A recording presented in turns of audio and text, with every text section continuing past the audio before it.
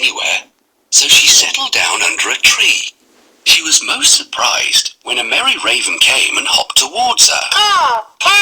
Good day, he said. Gerda was surprised and delighted. She had been feeling very lonely, and the raven looked like a friendly little fellow. Have you by any chance seen my good friend Kay? She asked, and told him everything that had happened. She described Kay carefully. The raven closed his eyes and thought about it. You know what? I might have seen your friend, he said.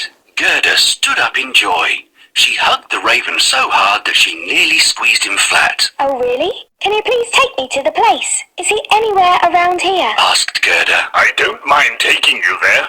It isn't too far anyway. It's just that your friend might have forgotten you, for he lives with the princess now, said the raven. Is that so? Asked Gerda. I'll tell you the story as we walk. Listen, in the kingdom where we're going now, there lives a princess who is extraordinarily clever. She reads many books and knows what's happening everywhere around the world. She decided to marry, and there was only one thing she wanted. What? Asked Gerda out of curiosity. She invited everyone to come and speak with her. She promised to choose the one who'd talk boldly and wisely with her, and feel at home in her presence, said the raven. Did Kay come to the palace? She asked. I saw a little person walk boldly through the palace, and he didn't even have a horse. He had long hair and wore shabby clothes, said the raven. I also remember that his boots creaked loudly when he walked. Oh, it must be Kay, there's no doubt, cried Gerda in delight. I remember he had his creaky boots on when we went to play with his sled that day. From what I heard, he didn't come to woo the princess. He merely wanted to speak to her and gain wisdom. It turned out that the princess liked his bold and polite nature very much, said the raven. Will you take me to meet Kay, please? Gerda begged. Of course, said the raven. My bride lives in the palace, and she can arrange for us to meet the prince. The raven then led her through the royal garden. That night, after the lights went out, the raven led Gerda through a back door that was half open.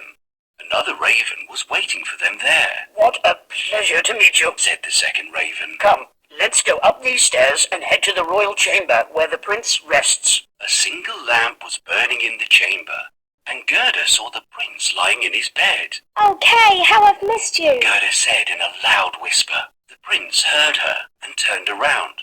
Gerda was surprised and dismayed to see that it was not Kay after all. By this time, the princess had also woken up. Who are you, little girl, and what are you doing here? Asked the princess. Gerda sat down and told them her story. She wiped her eyes and sniffed loudly. The prince and princess felt very sorry for her.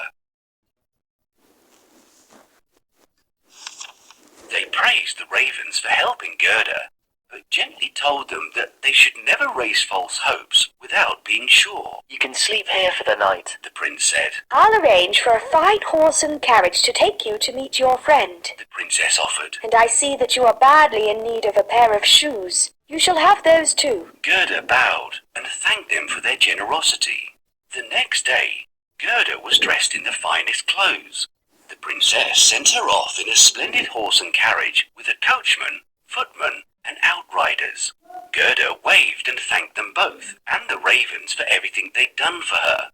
The prince and the princess wished her success, and the ravens flew along with her as long as they could manage, then finally bid her farewell.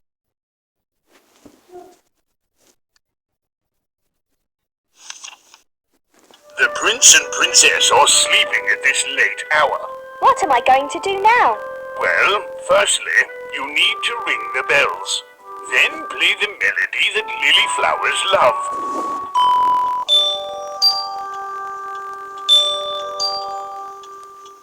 Try again. Try again. Try again. Try again.